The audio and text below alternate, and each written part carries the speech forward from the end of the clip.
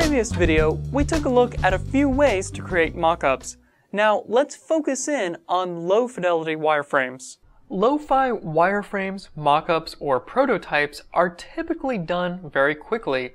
They're often referred to as wireframes because, stylistically, they usually make heavy use of line, and not much else.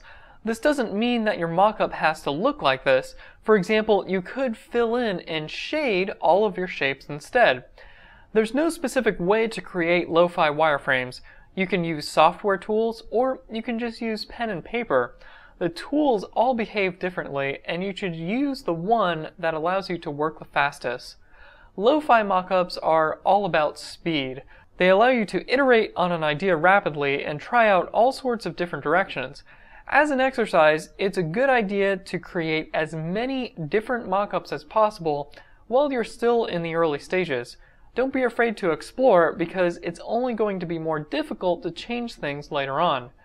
The great thing about lo-fi mockups is that they keep your ideas malleable. Sometimes when working with high-fidelity, pixel-perfect tools, it can kill your creativity because you might feel stuck, like you don't have the freedom to change something once you've spent so much time creating it. Another interesting quality of lo-fi mockups is that they allow people to fill in the details themselves.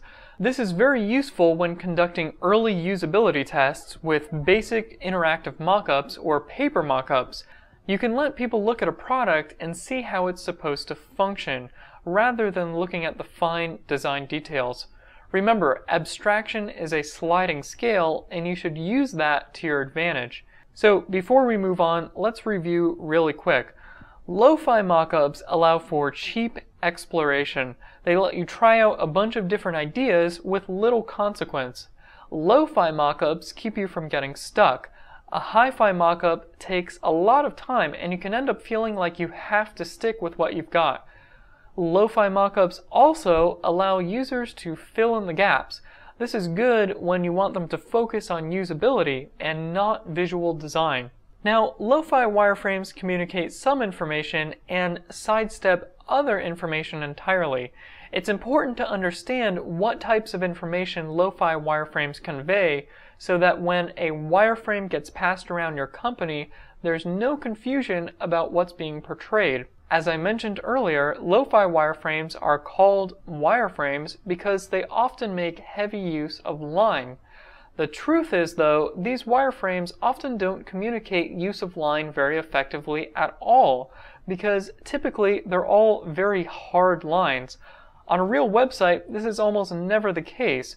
There are all sorts of different qualities of line, different colors, contrast, broken lines, implied lines, hard lines, soft lines, and so on. What a lo-fi wireframe does communicate is space, balance, scale, composition, and, to a lesser degree, shape. When you look at a lo-fi mockup, it's really easy to see how the spacing is going to feel on the final website. You just have to look at the relative distances of the lines to one another. You can also see the composition and balance of the design as a whole. It's really easy to tell if one side is going to end up feeling too heavy or too light. Of course, this can all change once things like color and contrast come into the picture, but lots of fundamental flaws can be fixed very early on with a quick wireframe. Finally, you can also get a rough idea of the scale of different things on the page.